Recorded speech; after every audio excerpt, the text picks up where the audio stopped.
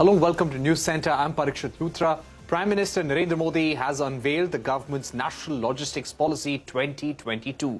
The policy, which aims to promote seamless movement of goods and enhancing competitiveness of goods, focuses on bringing down India's logistics cost, currently at 13 to 14% of GDP, to around 8% by the year 2030, in sync with global practices. Apart from an interface platform to monitor cargo movement, the policy also looks at developing logistics parks, benchmarking service standards, standardization of physical assets, among others. Can the policy become a game changer? Can the structural deficiencies in the system be done away with? We're now joined by Amrit Lal Meena, Special Secretary in the Ministry of Commerce, who is spearheading this policy, Subhrakant Panda, who is the Senior Vice President at the Federation of Indian Chambers of Commerce and Industry.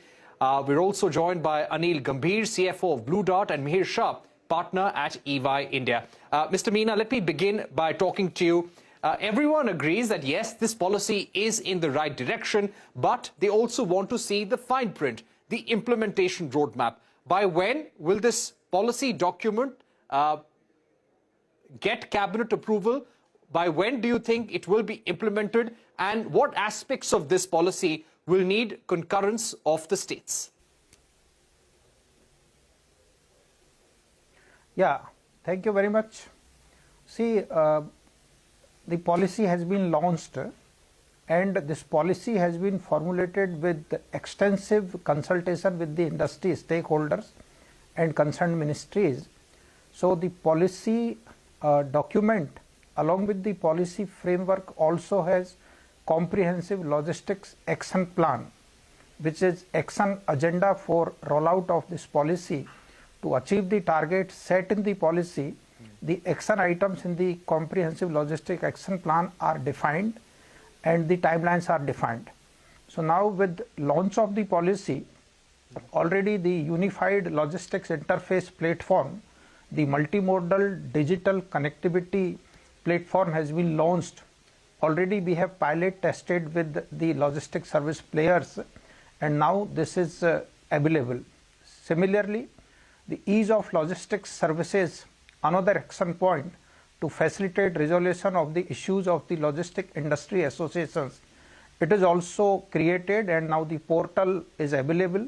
We will shortly be registering all the industry associations, particularly the logistics sectors industry associations. They will be facilitated to raise the issues which are impacting their efficiency and performance. And we will resolve them through the mechanism of the systems improvement group. The training and the sectoral plan for efficient logistics and various other action items works is already on, and it is ongoing activity now.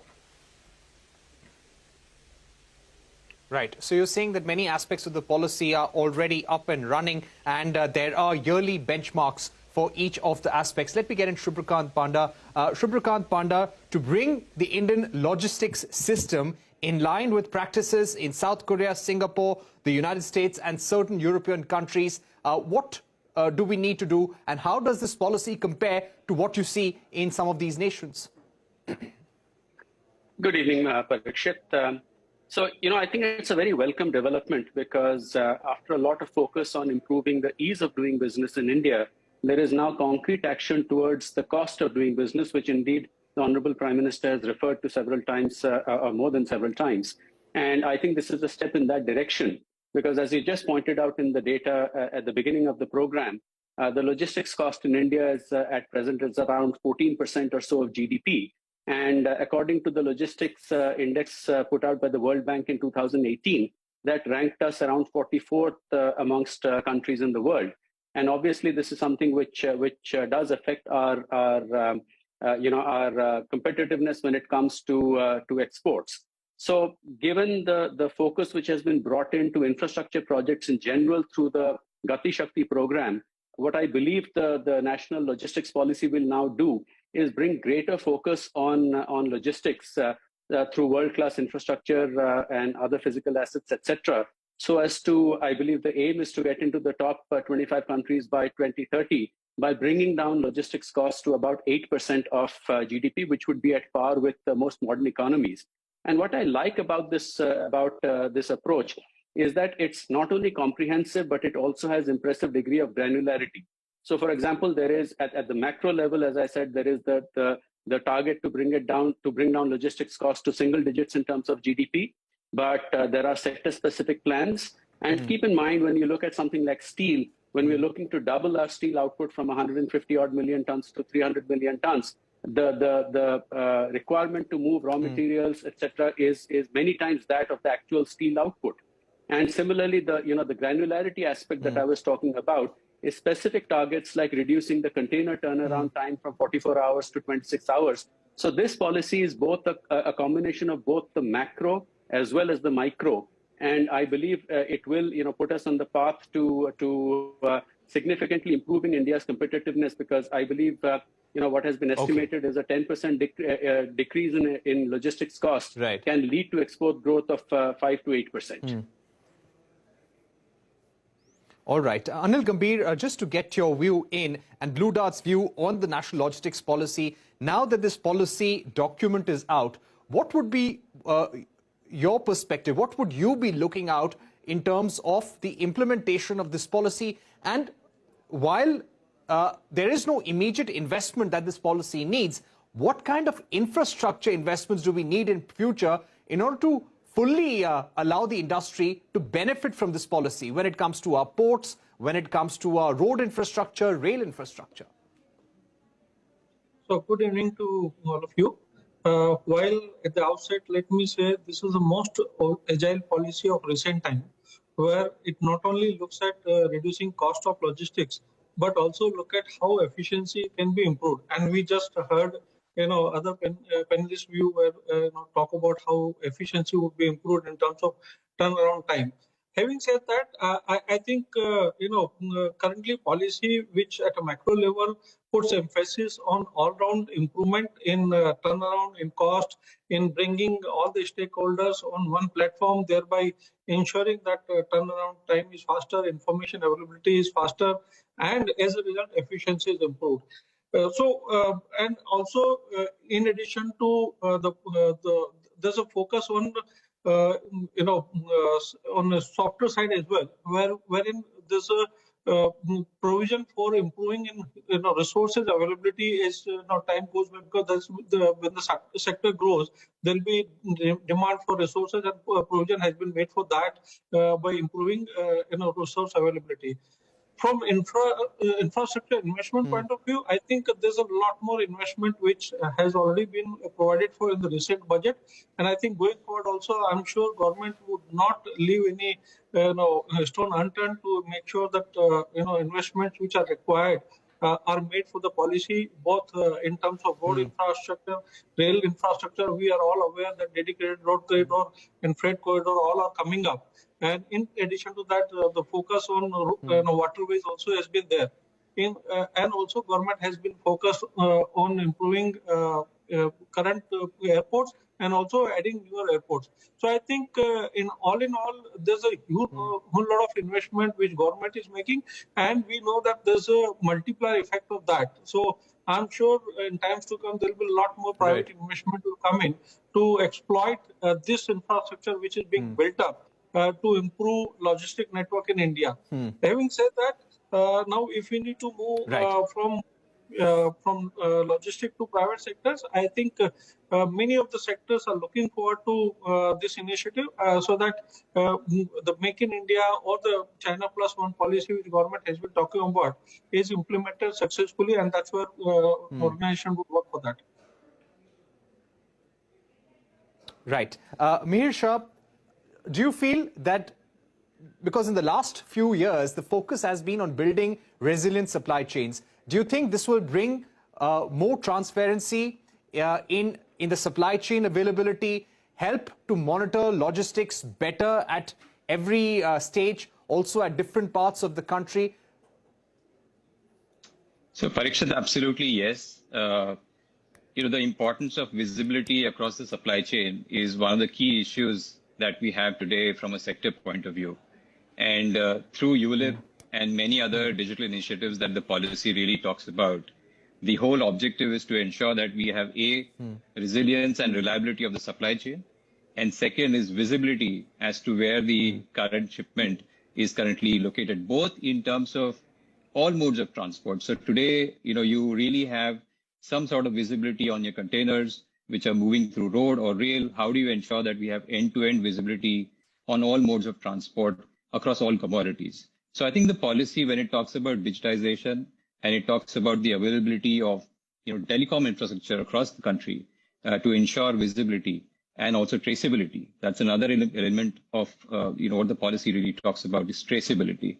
I think these are very, very important points when it comes to supply chain resilience and also reducing the cost of logistics, because you have lesser amount of capital which is stuck in your inventory and you're able to work in a more just-in-time kind of a framework.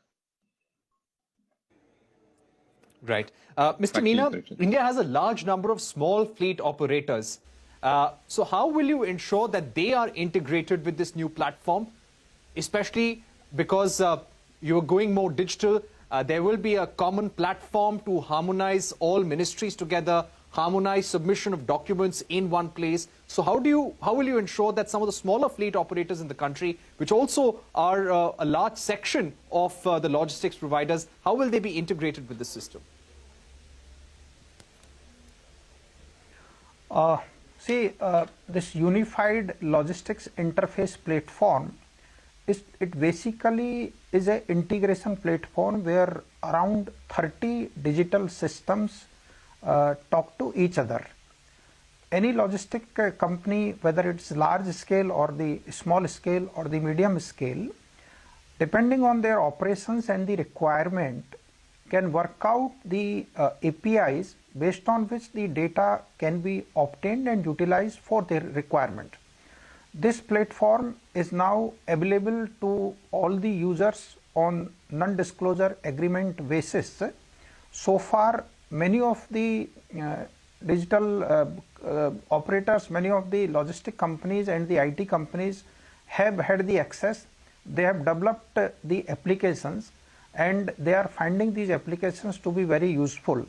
For example, as have been discussed about the visibility and the track and trace.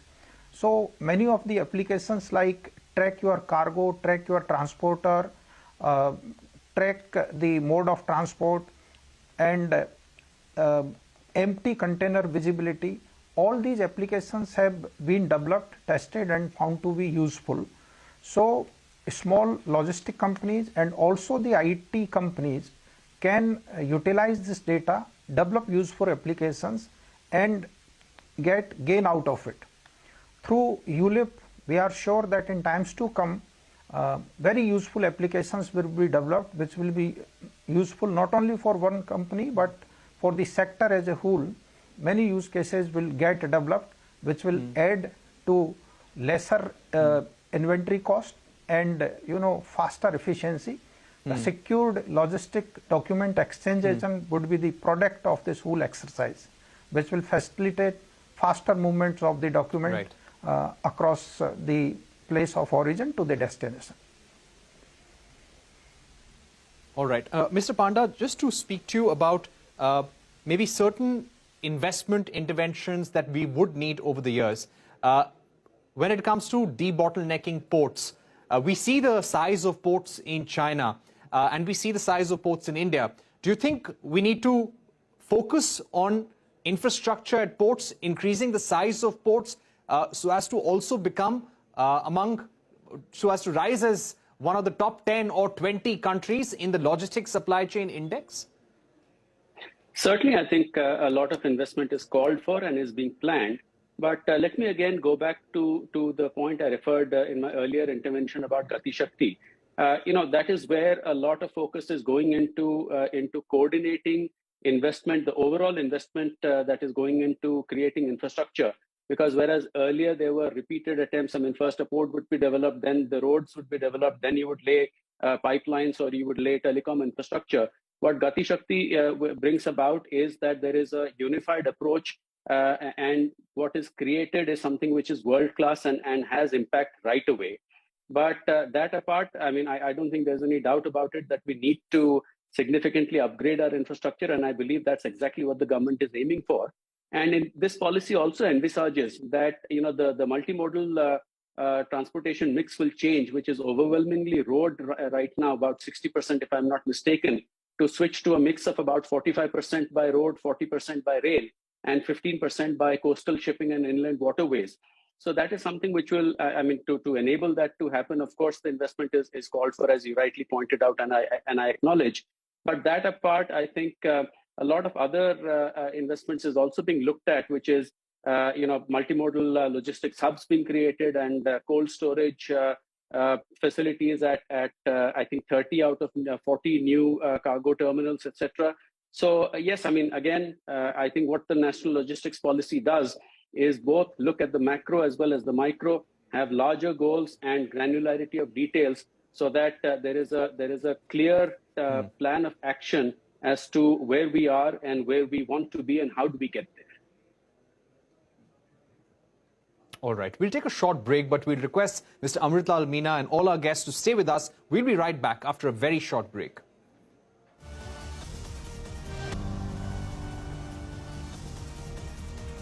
Welcome back. I'm in conversation with Amrit Lal Meena, Special Secretary of Logistics at the Commerce Ministry. Also on the show, Subhrakant, Panda, Senior Vice President at FICCI, Aneel, Gambhir from Blue Dart, and Mihir, Shah from EY India. Mihir, when we speak about the move from road transport to rail transport, do you think we need immediate focus on increasing freight speed from 25 kilometers per hour to possibly 50 kilometers per hour? Do you think we need a clear roadmap on that front as well?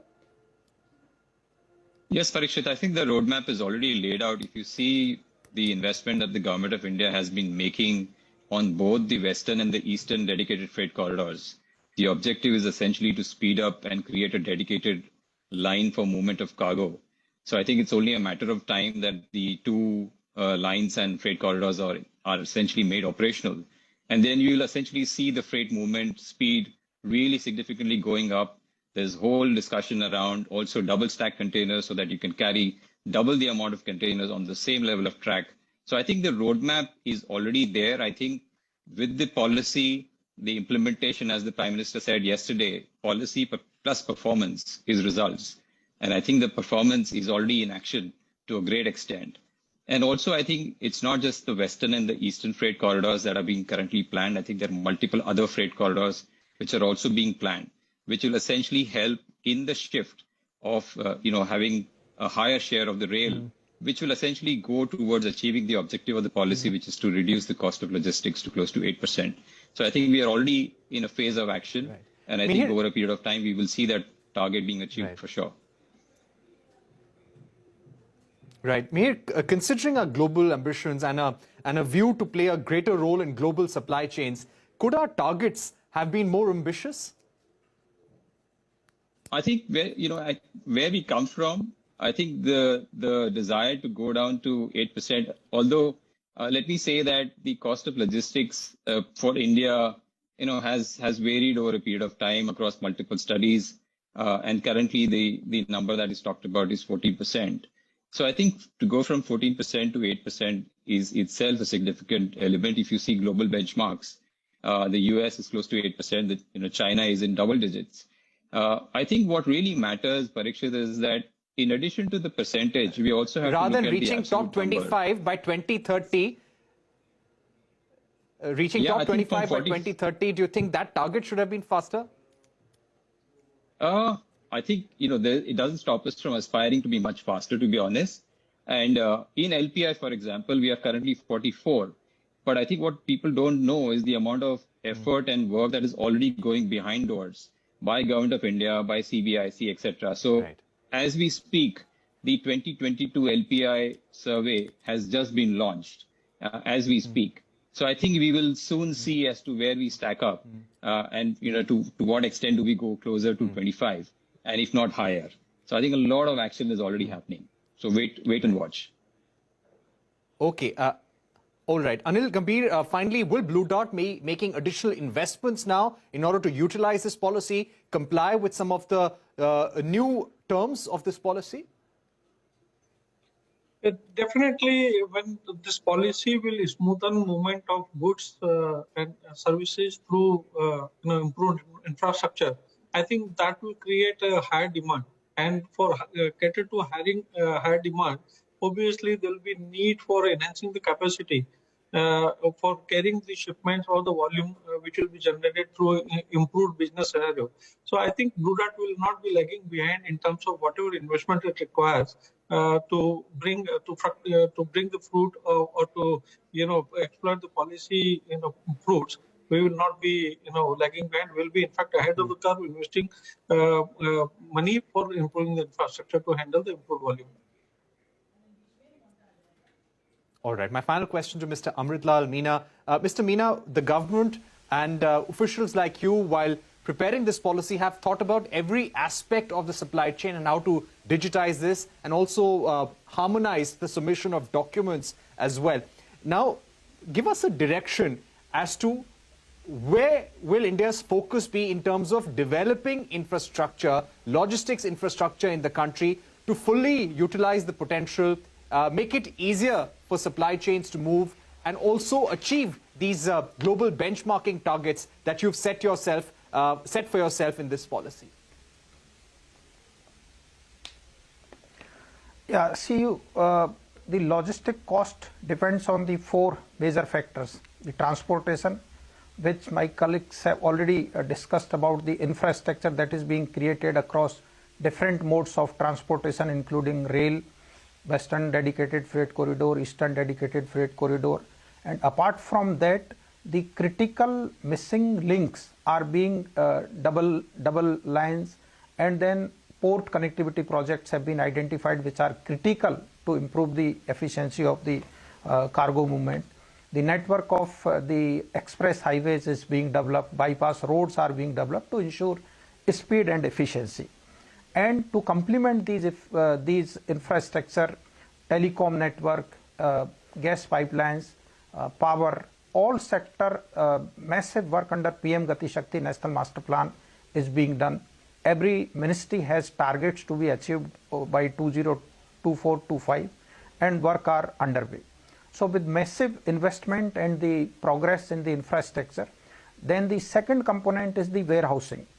Through this policy, we have developed standards for the warehousing and related physical assets through Warehousing Association of India and the financial institutions.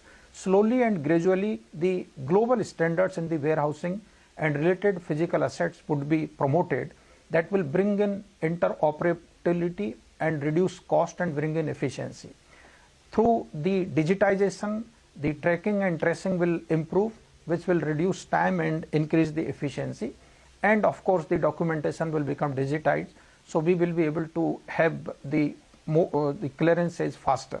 So the entire ecosystem which affects the logistic cost have been attempted through the PM Gati Shakti National Master Plan and this National Logistics Policy. All components have been taken care of, and there is a very strong coordination mechanism at the national level where the empowered group of secretaries have been set up at the level of cabinet secretary with all relevant secretaries as members. Similar institutional arrangement have been set up at the state level.